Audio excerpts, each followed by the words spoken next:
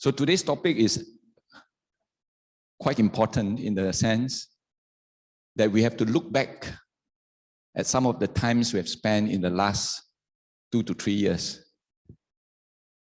And then subsequently learn from the Buddha's teachings of how we should move forward in view of so many changes that has happened in our lives. And it is also important to note that on this day itself, we reinstill back our confidence in the Buddha's Dharma and subsequently learn from all the wisdom of how to deal with our everyday life. So moving forward with the courage and hope that our future will be better. I think, was it last week that I was giving a talk on living in the present moment? It was last week. Time passes slow nowadays. So you don't realize that it's 1 week. Reason is because we kept ourselves a lot in the homes and we engage ourselves in lesser activities. So it seems that time passes a little bit slower than before. Last week I was talking about living now in the present moment, then rather dwelling in our past and then eventually speculating about our future. Because the most important moments of our life is what we are reflecting and aware and mindful of the present moment, which is very important. Because the past is already gone. You can't do anything about it. The future is yet to come, and you also cannot do anything about it. But what you can do most is what we can do now. At this present moment, what shall I do now? Or what am I doing now? And that justify our past and also prepare us for our future. Because the future is what we try to make it today. And the past is what we reflect and justify. So today, again, the topic, moving forward, tells us that we are actually reflecting on the past, but not duly disturbed by our past. And also looking at what we can do today in order to prepare ourselves for the future so that we can live on with a lot of courage and hope.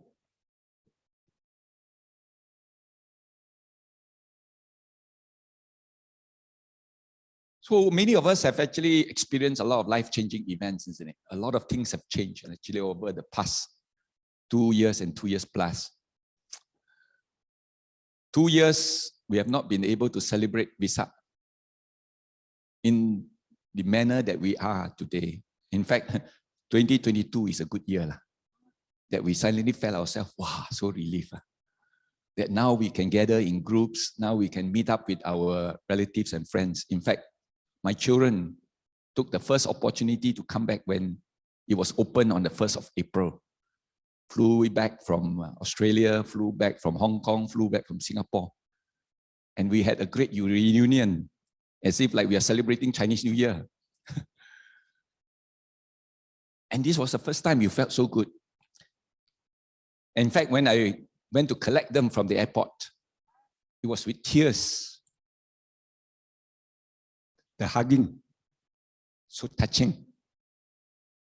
So this is a good time that we treasure, that we are now able to go back to the lives that we were enjoying, to the lives that we were expecting, and to the lives we have been living. So therefore, understanding that there is also a lot of life-changing events which I will go through, that we all know that our lives is no longer going to be the same, especially with the pandemic that has affected many people. Some of us have lost our jobs. Some of us have chosen to retire early because the business is not supporting, so might as well you call it a day. Some of us have not been able to meet up with our loved ones. Some of us have faced a lot of stress and tension while going through this period. Indeed, this is a very testing time. And coming along with this period, I believe many of us have a lot of stress. In fact, they said that during this period, there is a higher rate of suicides among especially the young, that they could not take the changes that has happened, and they decide to actually end it once and for all. And what is the stress that we are facing? Is that there is a gap between the expectation and the reality, because we expect a lot of things. We expect our life to continue to be smooth. We expect our life to continue to earn that amount, or our business to prosper in that prosperity. But in reality, we then face with the challenges of losses, of not being able to meet our targets. So then the more the gap, then the more the stress. But if we do not expect anything or expect nothing, and we are able then to accept as it unfolds in our life, then we believe the stress would have been lessened. In fact, that is the gist and the elements of the Buddha's teaching, is that we must learn to accept changes and manage change. The reason why we are so stressful is because we cannot accept the changes that is taking place. Because we don't understand why changing or changes is happening in our life. And we ask ourselves, why must this happen? Why must this happen to me? And once we have that confusion, and that is when a lot of unsatisfactoriness and stress will then arise. So we must learn how to manage it.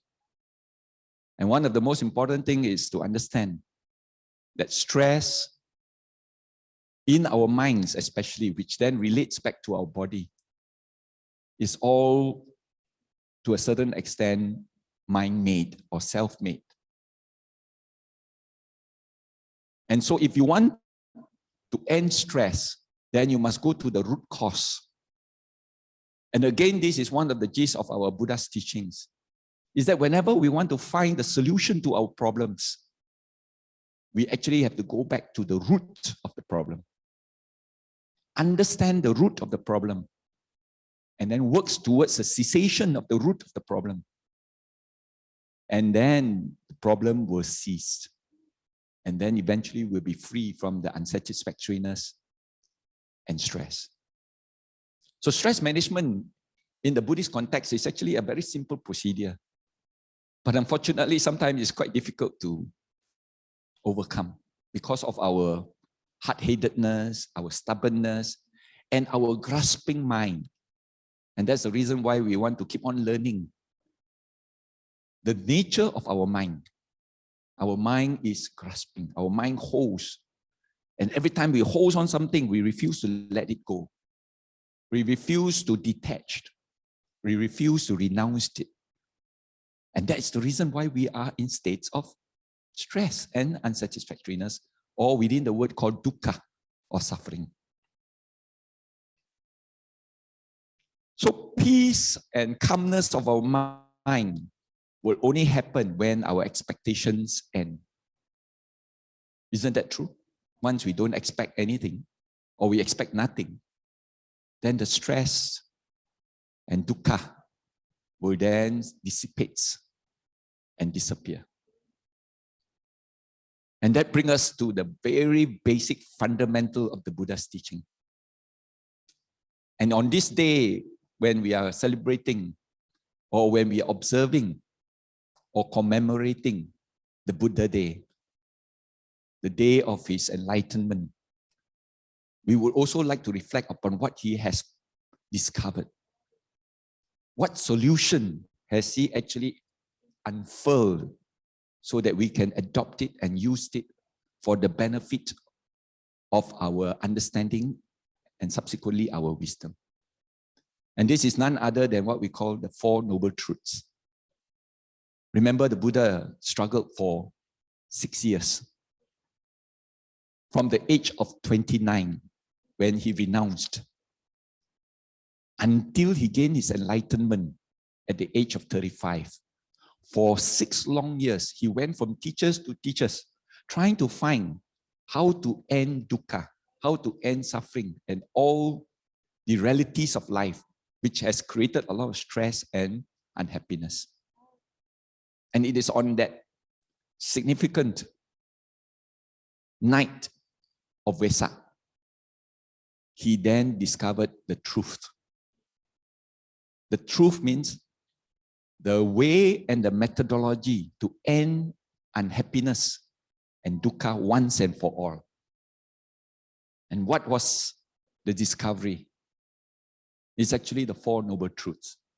So this is very apt on this occasion that we reflect on the formula which the Buddha has discovered for us to end suffering once and for all. We have been able to reduce our suffering. We have been able to avoid our suffering. We have been able to deflect our suffering, but only for fleeting moments, temporary, most of the time, by changing our thinking processes.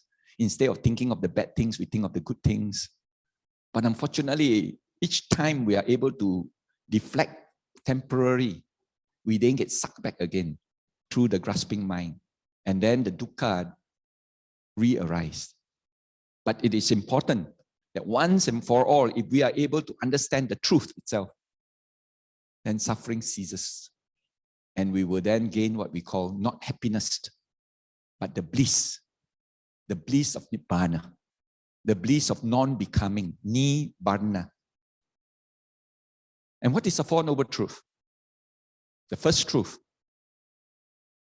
is that when we are already born, we will then have old age, sickness, and death. Because it is these 3 great unsatisfactoriness of life, old age, sickness, and death, that drives Prince Siddhartha to renounce and to find an answer so that eventually mankind would not have to grow old. Mankind would not have to become sick, and mankind would not have to die. But through time immemorial, teachers after teachers, they are able to elevate only for a while, but unfortunately, the problem comes back again. And nobody likes to grow old. It is quite miserable. And nobody wants to become sick. It is very painful and very discomforting. And of course, finally, nobody wants to die. Let's ask a question. Who wants to die? Put up your hands. We try to survive. We try to live. Even the last breath that we are breathing in, we still want to hold on to the bed. Hopefully that if we don't let go, we don't have to die. But unfortunately, we still got to slowly let go and then breathe our last and pass on. And we will be leaving our loved ones. We will be leaving all the luxuries that we are enjoying. We will be leaving all the expectations. But it is inevitable. And the Buddha, in the First Noble Truth, says that it's inevitable. You will have to face it because you are born. But what causes birth? What causes you to be born? If you're not born, do you have old age, sickness, and death? But unfortunately, because you are born, that's why this has to happen. Then comes back to the question, what was the causation of our birth? What was the causation for being born again and again and again? Is our craving. In Buddhist terms, we call it tangha. Tangha means craving to exist. You want to live on and on. You want to live forever. That's why we always yearn for something that can give us everlasting life. And some religion promises you that even when you pass away in this life, don't worry, you go to the next one, but the next one will be everlasting. That actually pans to our craving to live again and again and to live forever. But the truth is that we can't. So craving for existence is the one that binds us, that holds us to existence. And that's why we refuse to separate between the mind and the body. Each time our mind leaves us one body, it attaches itself to another one, and rebirth then takes place. And when there's another birth, old age, sickness, and death is inevitable. Craving for non-existence, bhava tangha, is also another craving that exists in our mind. That sometimes when we are in very unbearable states, we want to cease it. We want to end it once and for all. We want to die. We want to cease to exist. Can we cease to exist by having that thought? Can anyone say, I want to die, and then die happily and peacefully? When a person is about to commit suicide, he goes around and says, "Zai jian, I want to die liao." He will definitely have a lot of confusion, a lot of pain, a lot of depression, a lot of unhappiness. And again, that mental energies, if it is not settled, it will then attach itself to another birth. You are only temporarily stopping the processes in this combination, but you move on to the next combination of mind and body. And thus again, birth takes place.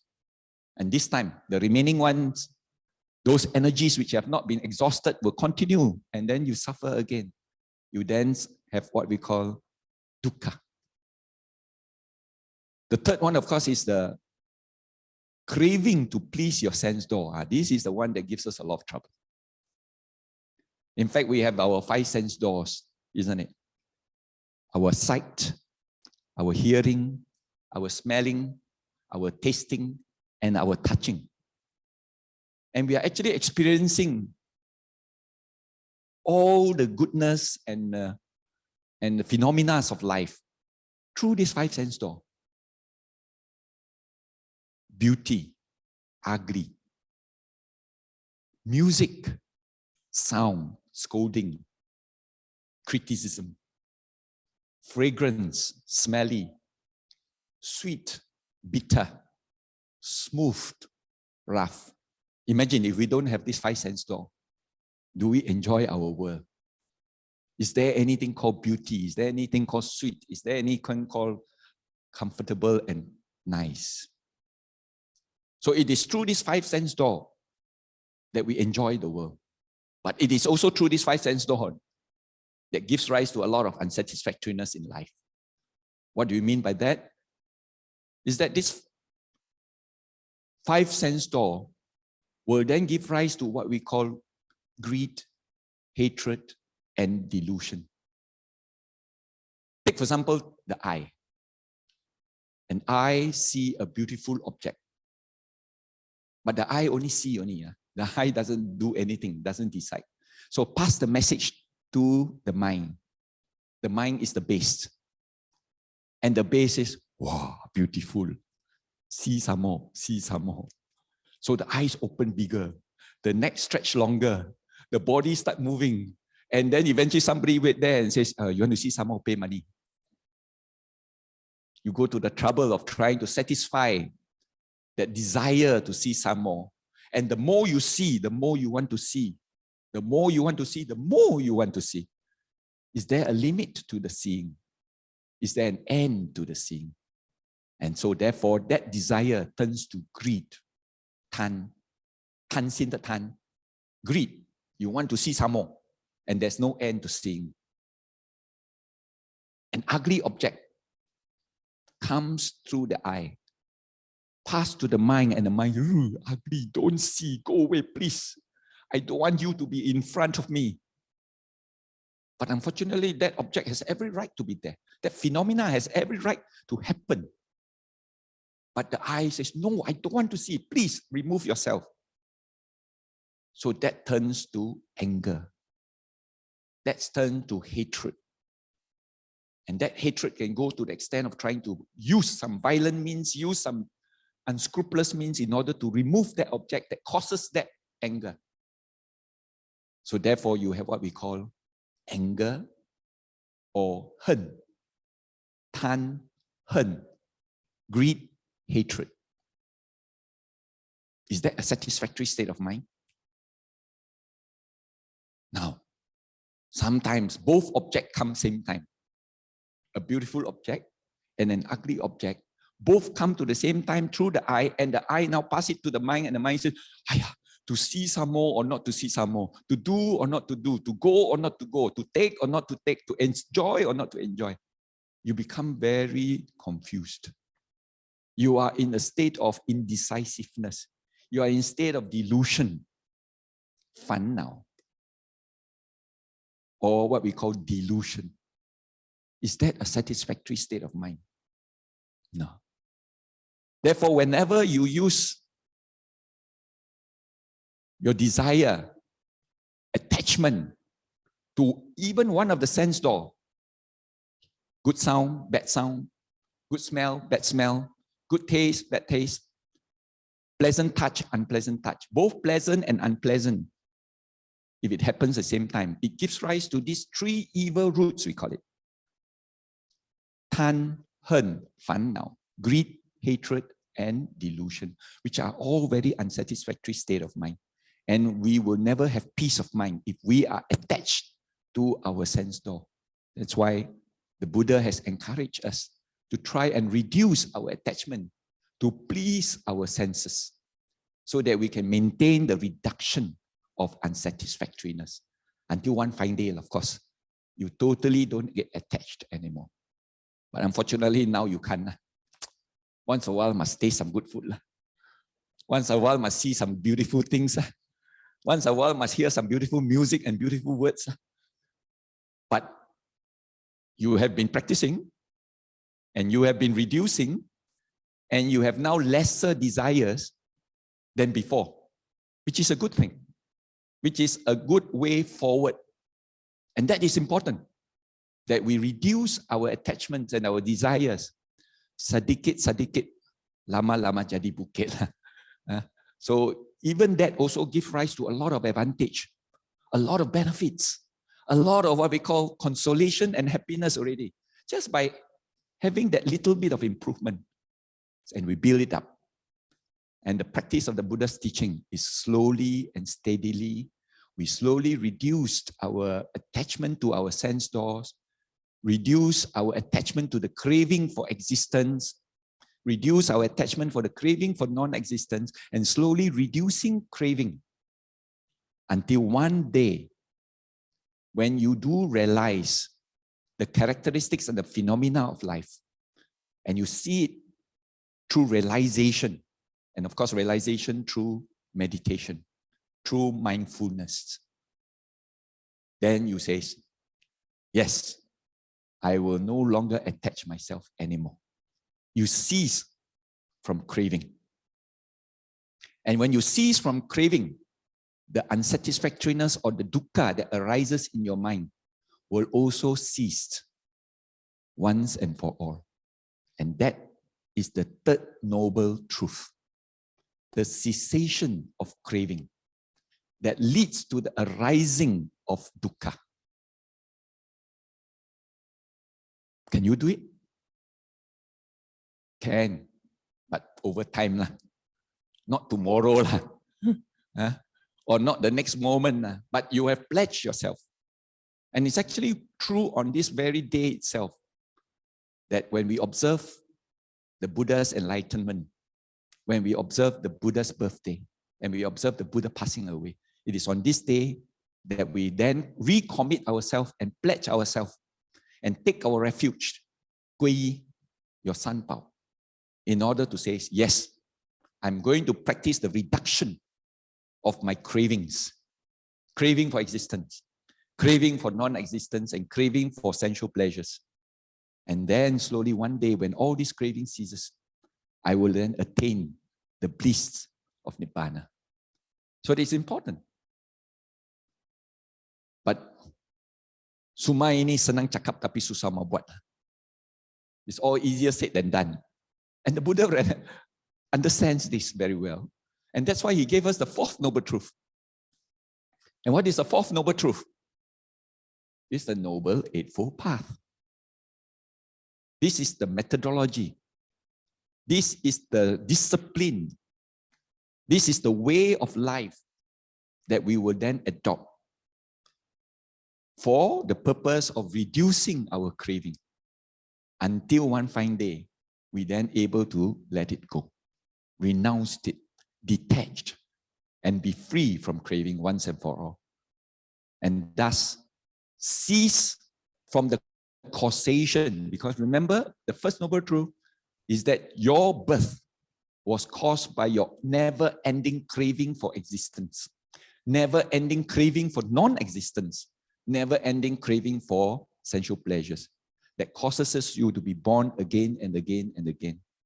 And thus, if you do not have any more birth, if you cease from craving, does not cause another one more birth. When there is no more birth, is there any old age? Is there any more sickness? And is there any more death? This is the cessation of dukkha, old age, sickness, and death. And that's what sets the Buddha in trying to find the solution to end this once and for all. When he saw the four sights, an old man, a sick man, and what you call a dead corpse. And finally, he saw a mendicant who is trying to strive towards the cessation of all these old age, sickness, and death. 生老病死，有生就有老，有生就有病，有生就有死。没有生呢，就没有老病死。That eventuality or that achievement and that attainment is called nirvana. Nirvana or nirvana means no more. Ni, varna, become. No more become or no more combination of the mind and the body. Which means to say, when that mental energy that separates from the body at that last birth does not have that momentum and inertia, or we call it the voltage to light up another bulb, because it has ceased from craving. Craving is your voltage. Craving is your amperes. If you have an electric current without voltage or amperes, can you light up any more bulbs? That will be the cessation of birth. That will be the cessation of old age, sickness, and death. So we want to use this opportunity to look at the way forward by understanding some of the changes that is happening in our life, some of the unpleasantries that is happening in our life, some of the difficulties that we are facing in our life, and says, well, I have to face it now. Perhaps I will deal with it. I will manage it. And when I manage it well, it will slowly reduce. The craving will reduce. The expectation will reduce. The expectation is being managed. And thus, we will then be free from the unsatisfactoriness or the unhappiness or the dukkha that arises because of our expectation. Now, how do you do that? Is that we want to slowly sit quietly, because only through silence, through our busy activities, sometimes it's quite difficult. But because some of us can learn from the lessons of our life and then develop what we call the right understanding of the phenomena and characteristics of all phenomena. And the Buddha has pointed out that in all the phenomena that you experience, everything, the world, the people, the events, the thoughts that you have, the pain that you experienced, the discomfort that you are suffering, is all subjected to three characteristics. And they are called anicca, anatta, and dukkha. Now, what is anicca? Anicca basically states that all conditioned phenomena are subjected to change. Because they are conditioned to exist and conditioned to arise. And they arise because of conditions. That's why they are impermanent. Take, for example, all of us, human beings, we are conditioned to live. We are conditioned to exist. If you don't have food, matilah. If you don't have oxygen, matilah. If the weather is too hot, matilah. Therefore, we exist because the conditions are favorable, and that causes us to be here. But because of that conditions that is existing within us, and because we exist because of condition, we are subjected to constant changing. We change from a young baby to a young teenager to a young adult, and then eventually we change to an old person. We change from a person who is healthy to a person who eventually becomes sick. We change from a person who is alive today. Eventually, one fine day, we will become a corpse. These changes are inevitable. You cannot say, I will escape from all this. I will never grow old. 长生不老啊.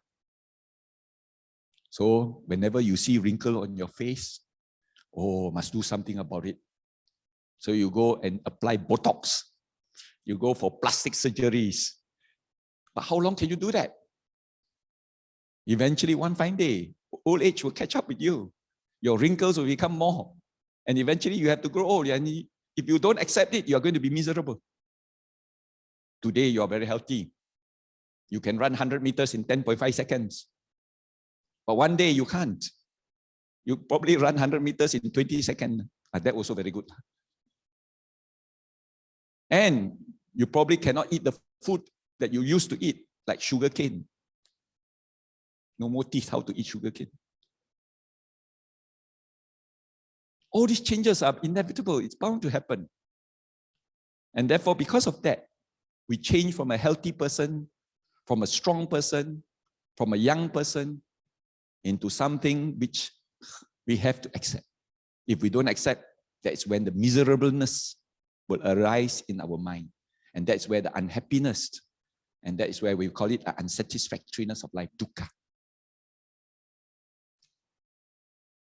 Anatta. There is no permanent entity for you to hold and grasp. And we learn this very well, no? That there is no such thing called immortality. There's no such thing called forever young. And there's no such thing called forever healthy. And there's no such thing called the events is going to happen. When you're enjoying your holidays in Australia, and it's about time to come back, then you say, how nice if I can continue enjoying my holidays. But all has to come to an end. That holidays will eventually have to change. And it ends. And if you're attached to a holiday which doesn't end, then you're going to be disappointed. If you're attached to a body which is forever healthy, you're going to be disappointed. You're attached to a job that forever gives you the same amount of money, you are going to be disappointed. And therefore, there is this art where we have to learn in order to manage change. The art of managing changes in our lives. Can we manage it? Can we accept it at the end? If you are not able to accept the changes that is happening, then you are going to be disappointed. But how to accept change is that when you realize that there is no permanent entity for you to hold and says, don't change. Remain like this all the time. But unfortunately, it changes. And the moment you want to hold on to something that is permanent, you say, remain like this. But then it changes. You will turn to disappointment, isn't it? And that's called dukkha. So therefore, you learn the characteristics of phenomena called anicca, anatta, and dukkha. which means to say that nothing is permanent. And there's no permanent entity that you can hold and arrest and say, don't change. And if you hold to something which changes all the time and you don't want it to change, you are going to be disappointed. And how do we realize this? Now cakap, lihat bokiu, sini masuk, sini keluar. So it is only when you now resolve yourself to sit quietly and watch phenomena, then only you will see the characteristics of its behavior. And what is the best method as a Buddhist is to sit quietly and then watch your breath. You breathe in, you breathe out, and you breathe in, you breathe out. Just watch your breathing in and out. There are a lot of people sitting down there watching, breathing in, breathing out, whole day, whole night, breathing in, breathing out. After when you ask the question, what do you see? Breathing in, breathing out. No realization. But it will come a point in time as you are observing your breathing in, breathing out. Then you begin to see, when I breathe in, I must breathe out. When I breathe out, I must breathe in. Every breathing in will lead to a breathing out. And every breathing out will lead to a breathing in. For one breathing in, there will be one breathing out. For one breathing out, there will be one breathing in. You cannot breathe in without breathing out. Try. And you cannot breathe out without breathing in. And sometimes you say you want to have permanently breathing in. Try. You get dukkha, isn't it? Suffering. The lungs, the stress, the difficulties, the pain, turn for. What do you mean by that? Is that then you realize that breathing in doesn't last all the time. It changes from breathing in to breathing out, from breathing out to breathing in. And it happens in cycles. There's a breathing in, then it leads to a breathing out, and the breathing out will lead to a breathing in, and it goes round and round and round. You begin to see that life is a cycle after all.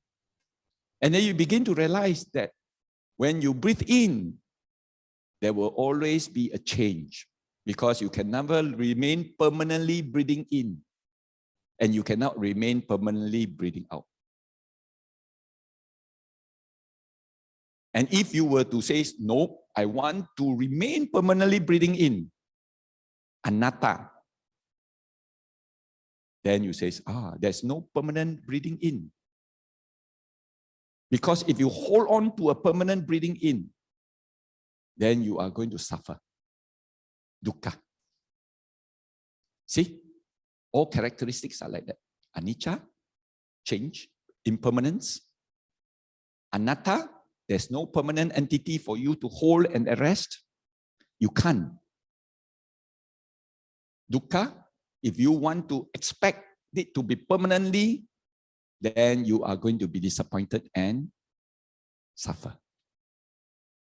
So when you realize that after all phenomena that you see, the clothes you wear, the events that you are enjoying, the buildings that you are living, the planet that you are staying, they are all subject to these three characteristics of anicca, anatta, and dukkha. And thus, if you realized it, then what is there to hold? Since everything is changing. There's nothing permanent for you to hold. Then why hold? Why are you holding to something where it keeps on changing and it cannot remain permanent? Why waste your time? Let it flow. Let it be free. Let it happen in that cycles.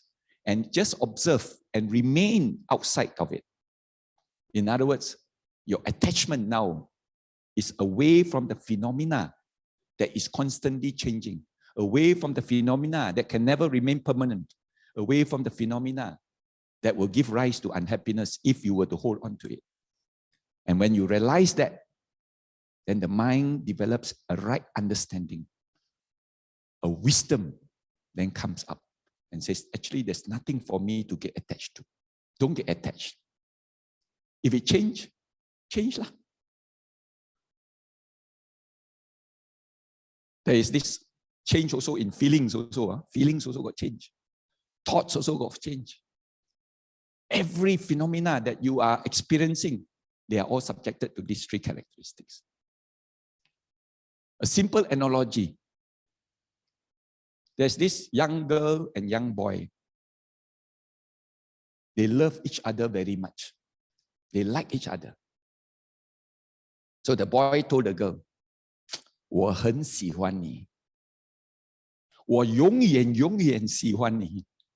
Forever and ever like you or love you. The girl said, promise, huh?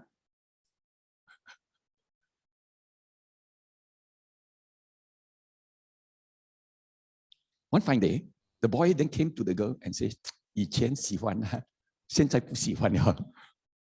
Change of mind. But the girl then tell the boy, cannot. You promise. You say forever and ever you 喜欢 me. You like me. You cannot change your mind. The boy said, sorry lah, last time yes, but now feelings change. So what happened to the girl who is attached to a mind that doesn't change? Very disappointed, very depressed, very unhappy. Go to the Twin Tower, go to the top, and then 跳楼死啊. Or he attended Nalanda. She attended Nalanda. And she said, yeah, I heard a talk which says that there's nothing permanent. Even feelings also not permanent. And changes always happen. Since you change. And then able to accept that change that took place and says, well, there's still many fishes in the ocean. You are not the only one. Therefore, I move on. And true enough, detached, renounce, let go, managed it, and then life gets back to normal again. The depression disappears, the unhappiness disappears. One fine day, the boy with a new girlfriend, and this girl now with her new boyfriend now, they met in KLCC. 好久不见啊, you're good, okay. Wow, then the girl talked to herself and says, 以前啊，差一点为他死啊. Nearly died because of him. But as luckily came to Nalanda. So the most important understanding that we all want is that we want to realize this. And the best method is actually through your breathing in and breathing out.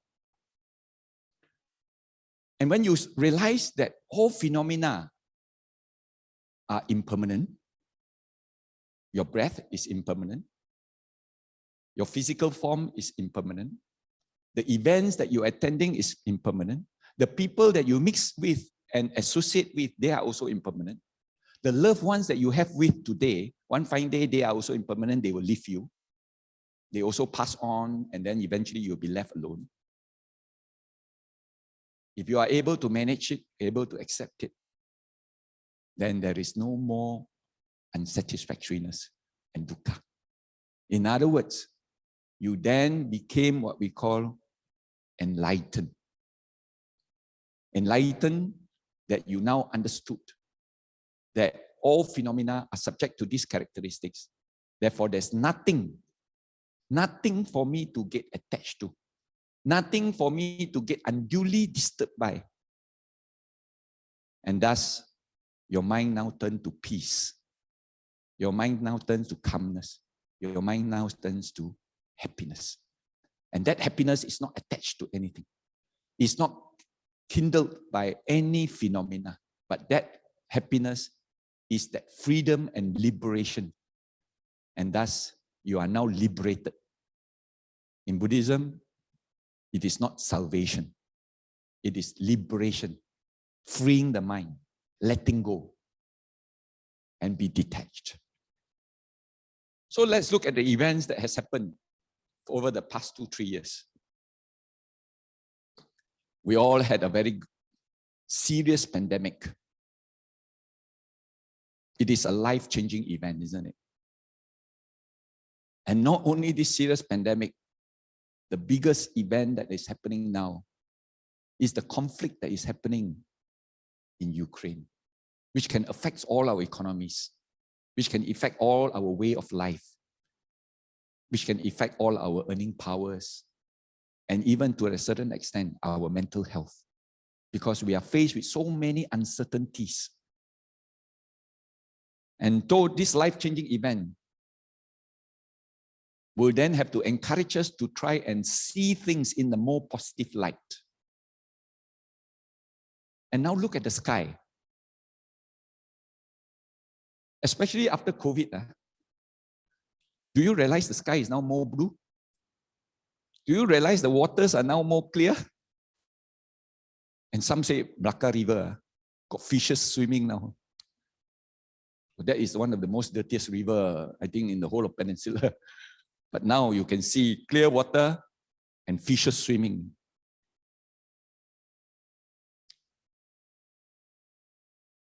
We are now beginning to see that the earth is more green, isn't it? And these are some of the realizations that we developed during this period of 2 to 3 years. And we want to learn from here. And says our earth, our environment, our skies can be this blue, can be this green. Because it is part of nature's way of telling us that if you don't disturb me, if you don't pollute me, if you don't create destruction of me, these will be your rewards. So we become to learn to be more nature conscious, more appreciative of what nature can offer us. There was also this event where you see now that there was a COVID and there was a lockdown and people stay at home and the animals came to visit, roaming the roads and the housing estates, because now you are in cages and I'm outside.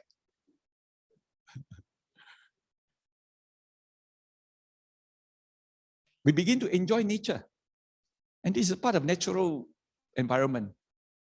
And as Buddhists, we learn from here that what the Buddha has actually taught for 45 years of ministry, from the age of 35 when he got enlightened, until he passed away at the age of 80.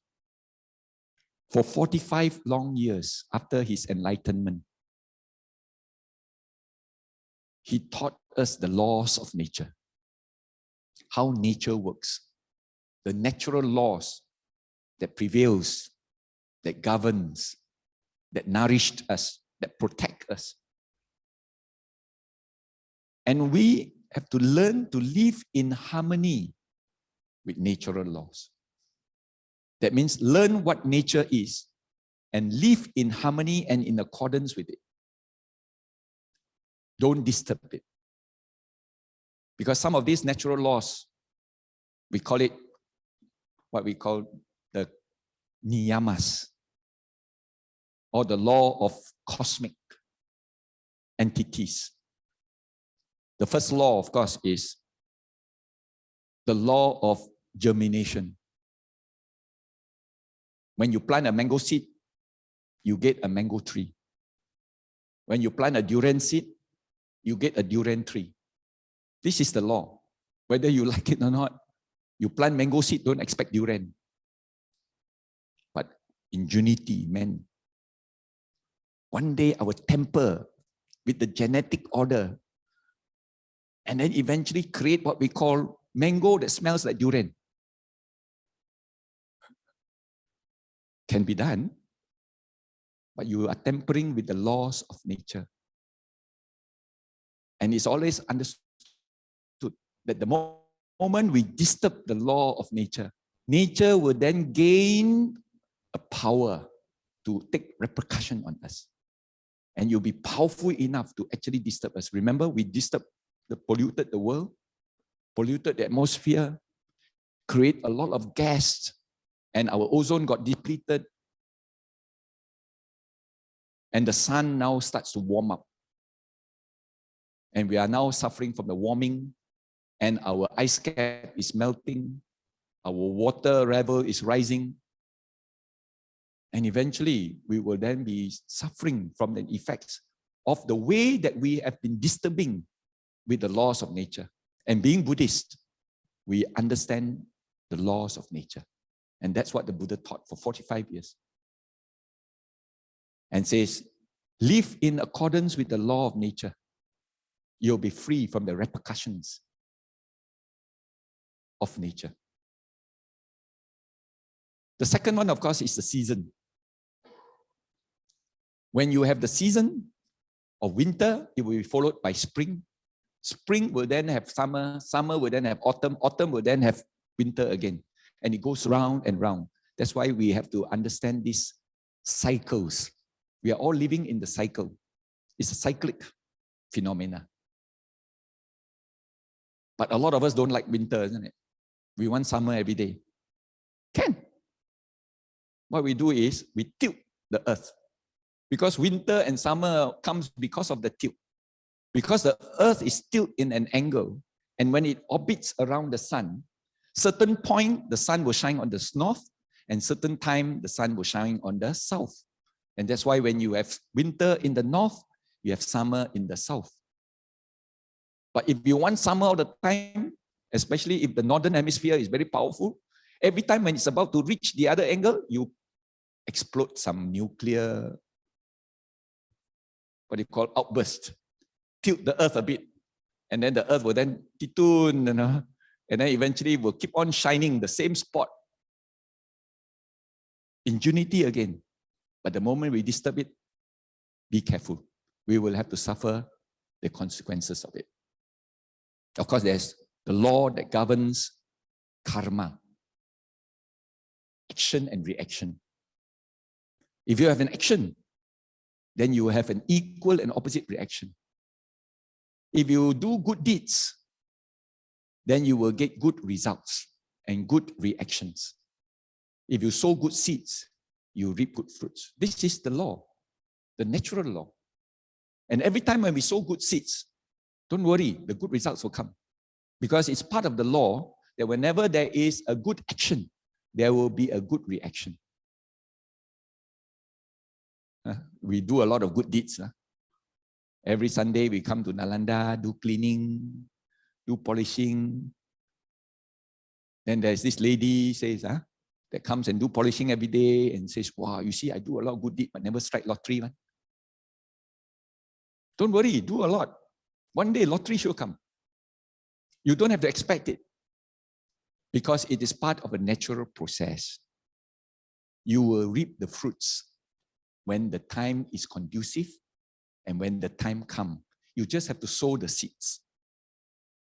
If you have a mango seed and you plant it in the desert and the conditions are not good and ripe, you think the mango seed will become a mango tree?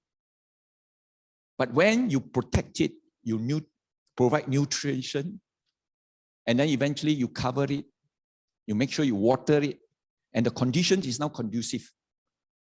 You don't have to tell the mango seed, mango, I've already done all these things for you, please germinate. It will on its own, naturally, it will blossom up and germinate into a mango tree and produce you all the mango fruits you want. So karma is also one thing that we have to learn, that this is a natural law that we have to respect and we have to observe. That whenever we sow good seeds, we will reap good fruits, sow bad seed, we reap bad fruits. And it is automatic without being told. When the conditions are there, the seed will germinate. I always like to talk about karmic management. You may have sown a lot of good seeds, but you can manage it. How do you manage it?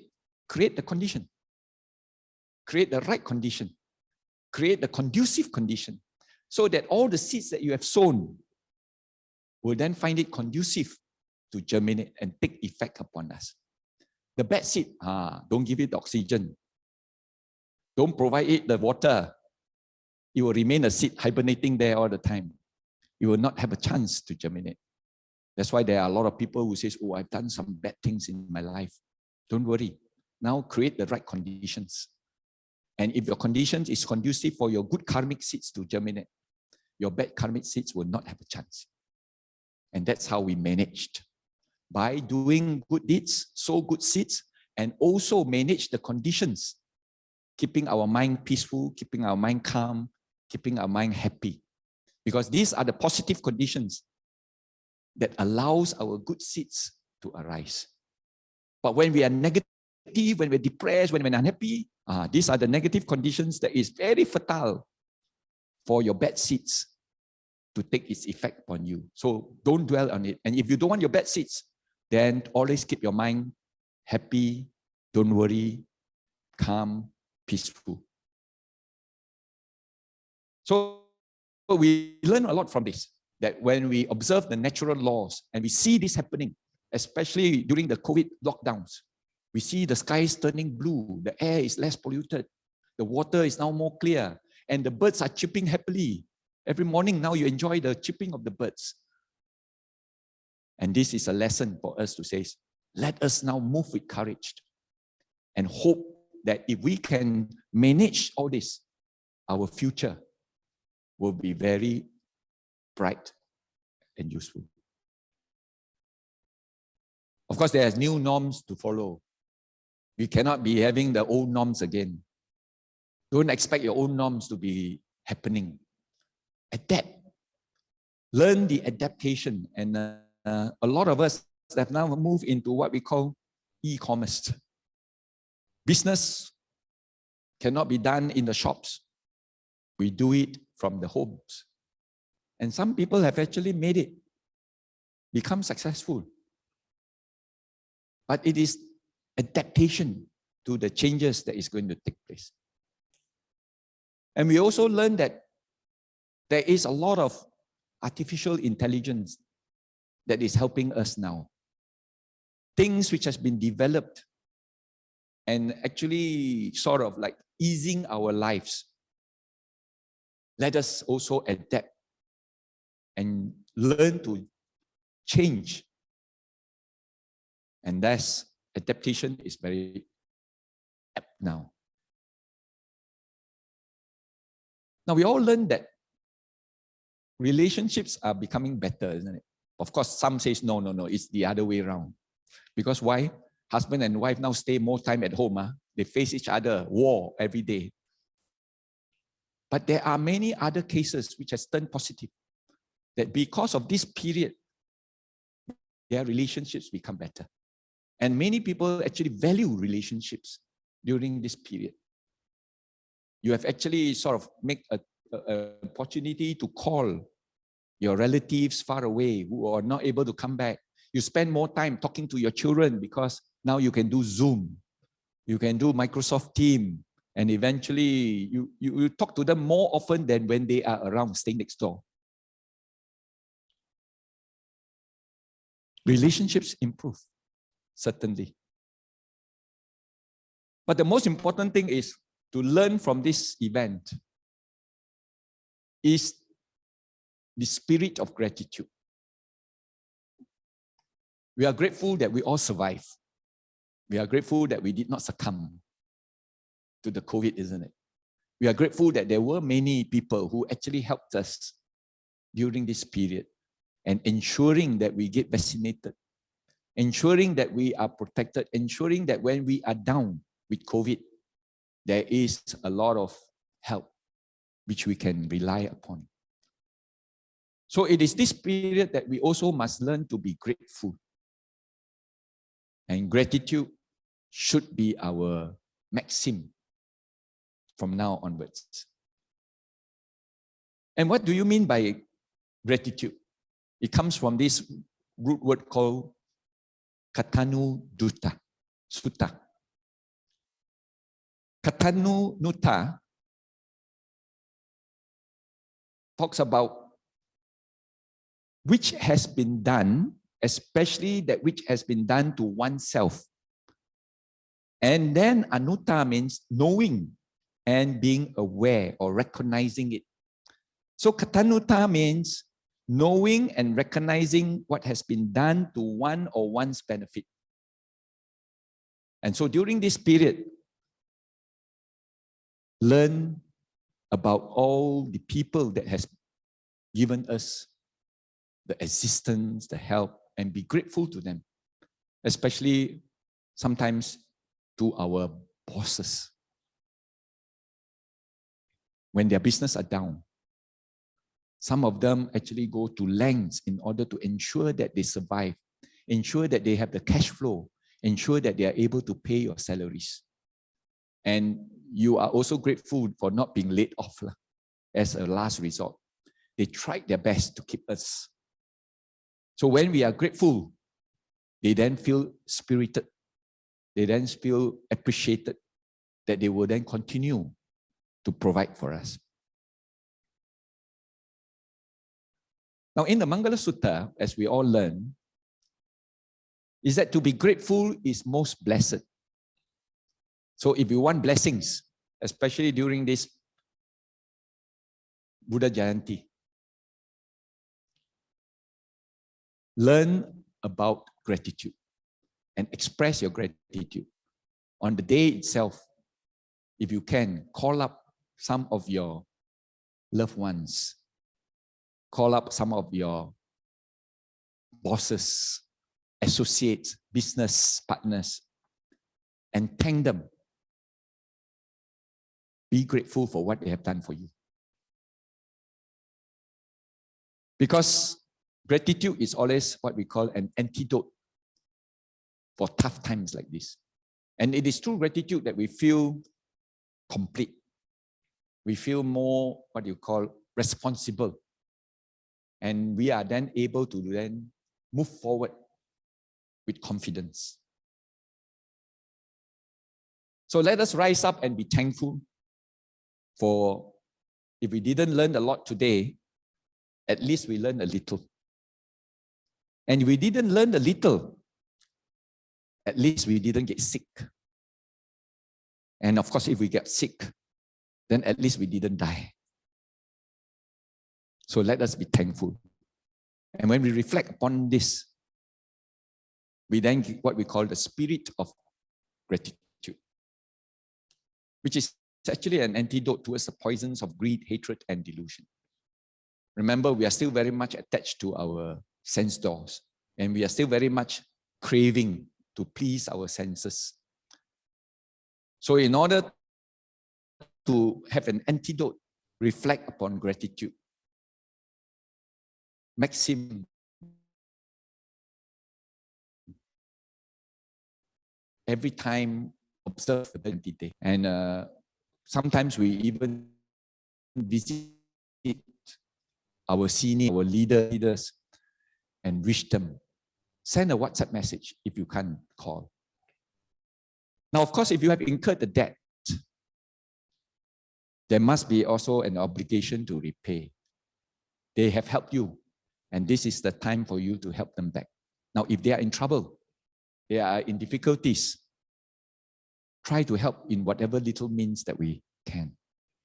Because gratitude is a response to the kindness that you are cultivating. So therefore, gratitude is very strongly associated with a lot of positive emotions, good experiences, and it improves your health because you are now calmer and more peaceful. And thus you deal with adversity and you build a lot of strong relationships because of gratitude. So as a result, you get a lot of thanksgiving, get a lot of kindness,